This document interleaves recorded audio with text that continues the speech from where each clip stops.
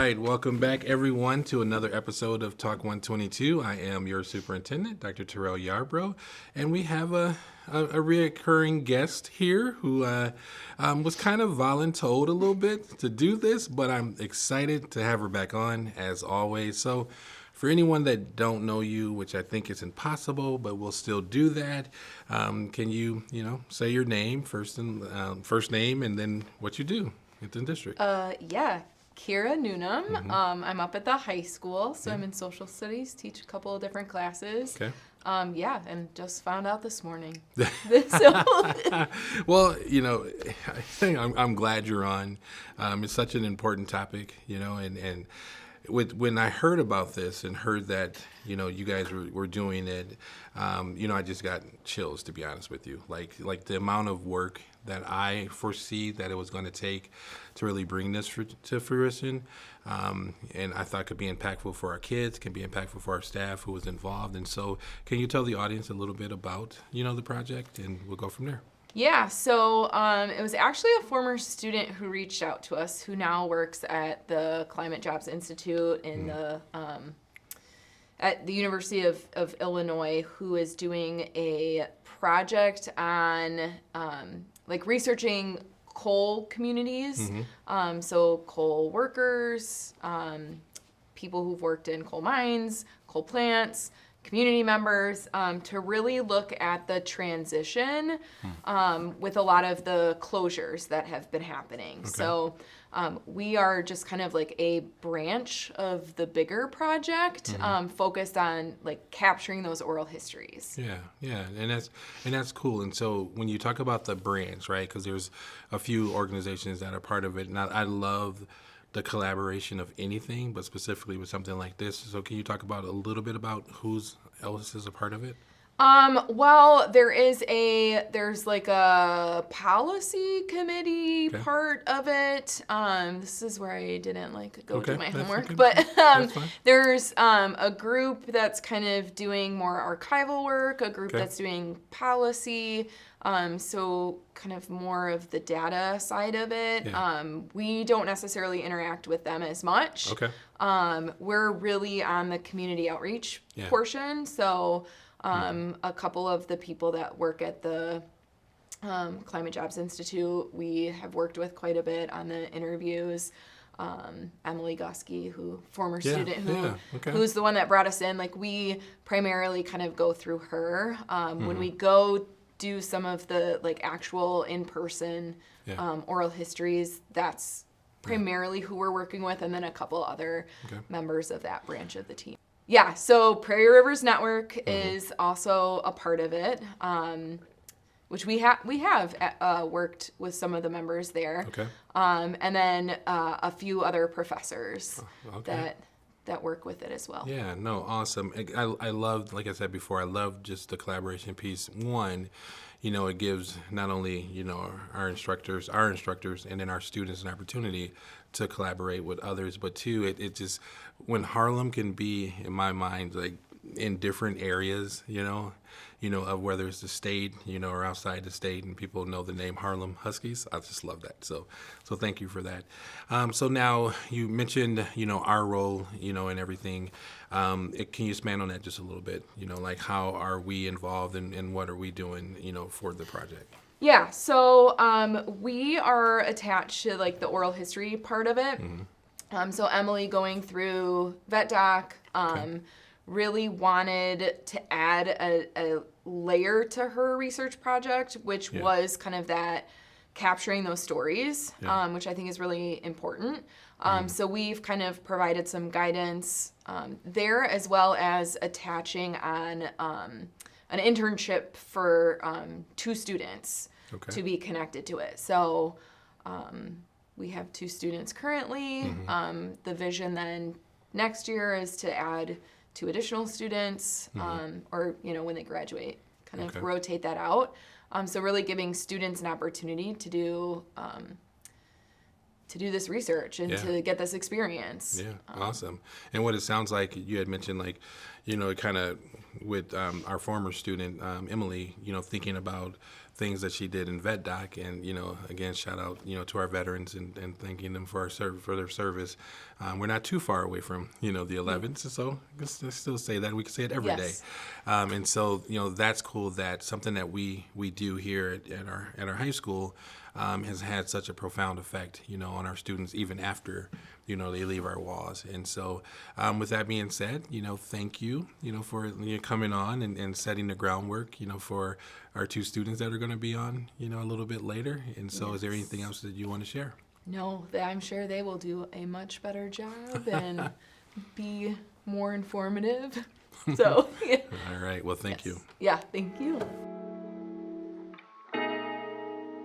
All right, welcome back, everyone. So this is part 2 of this episode, and so with me, as always, we like our guests to introduce themselves, but you are also no stranger, to the program, and so we had you on, a while ago when we talked about, you writing your book and everything, and so congratulations on that continued success, and that'll be another podcast again, so we can catch up. But can you tell the audience who you are, and then your grade?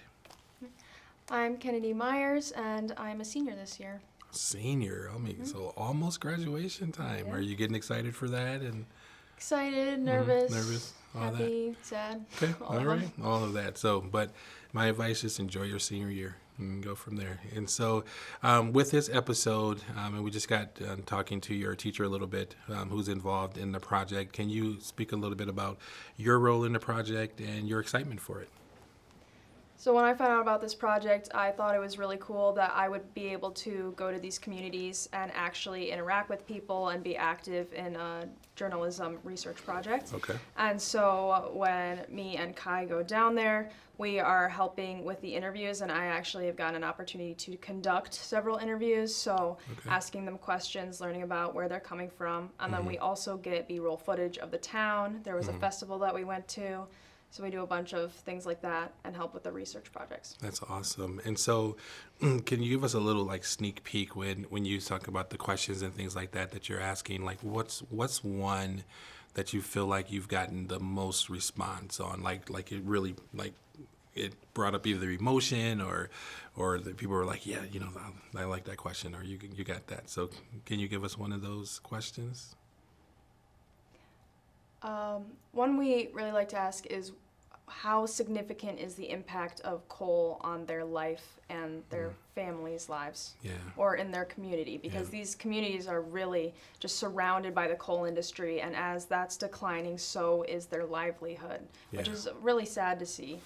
But I think that really invokes a lot of emotion in them. Yeah, absolutely, and I can see that because what you're talking about right now, has been something that they've done probably generations, and to have this happen to them, now, right? It's like, what do I do, right? How do we switch gears and maybe have to do something else, which is sad, because we should be able to continue with what we want to do, right? And so what do you want to, if you can think of to get out of the project the most, what do you want to get out of it?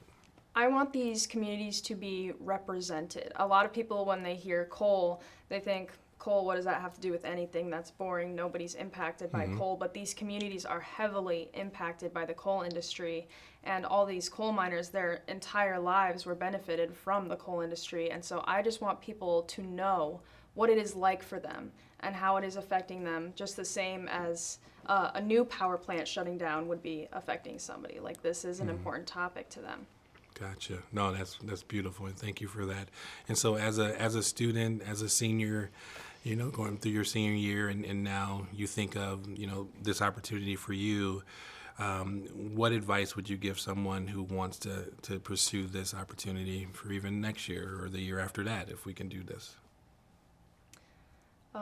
I just say go for it. If you have this interest in journalism, any interest at all in journalism, I'd say get involved and pay attention, because when we're going down there, even the little details of the town signs about coal and all these different people have a story. Everybody has a story. You got to pay attention to what these people are saying, and that's how you're going to get your best results. Awesome. Absolutely. Well, thank you for that. Now, before I let you go, have a little fun. So, senior year, you've been in Harlem how many years? All of them. All of them. What was your elementary school? Ralston. Ralston. Okay. Shout out to Ralston. That's good. What's your favorite memory of Harlem? That just, as soon as I said that, it came to your mind. That means you got a lot of them because you're thinking about it. So that's good. So many. I really enjoyed the team days in middle school that we would have. Okay. Where all the team would get together and do fun activities. And there's similar things in elementary school too, but middle school really pops out to me. That's awesome. Now, do you remember your principal in middle school? I had Mr. Lemons and then Mr. Harris. All right. Shout out to them both. That's awesome. Cool. Well, thank you for being on. Yeah, thank you. All right, welcome back, everyone, for the conclusion of this episode. So with me, it's tradition again for our guests to introduce themselves. So can you give us your name and then your grade? My name is Kyra Borgetti, and I'm in 12th grade. I'm a senior. So you're a senior as well. Awesome. Okay. All right. So similar questions, from our last guest, right? And so when you heard of, this project and being a part of it, what excited you the most? Well, when it was introduced to me, he told me I'd be doing a lot of camera work, and I love working with cameras, so that excited me, being able to, I also like traveling, so I was excited to be able to go out and, go talk to these communities and be able to, capture the moments, basically. Okay. So you like to edit and things like that? Or maybe not edit as much, but I do really like working the camera. You like really working? Okay. No, that's cool, because my son, he works for Channel 17 News, and he loves the editing and things like that, so he really likes that part of it. So when you think of, just being able to interview, the individuals that you're interviewing, about their experience and things like that, what question, or something that you've asked that's really been impactful that you thought, when they were sharing their story with you? So I haven't really interviewed much, but watching, I've always working the camera really. Okay. So I've watched them interview, which is good. And the one question that I know I hear a lot is what's your favorite memory of Cole? That really gets them thinking about how coal impacted them, the smell of coal they talked about a lot. Yeah. And seeing their faces light up when they thought back on it was really nice. That's cool. And then from your experience too, of just listening, as you're filming the stories, and because our last guest talked about the generational, impact and things like that, and you talked about the excitement of just when you brought up coal, right? Anything that you remember them sharing about just their family or their story that kind of resonated with you? I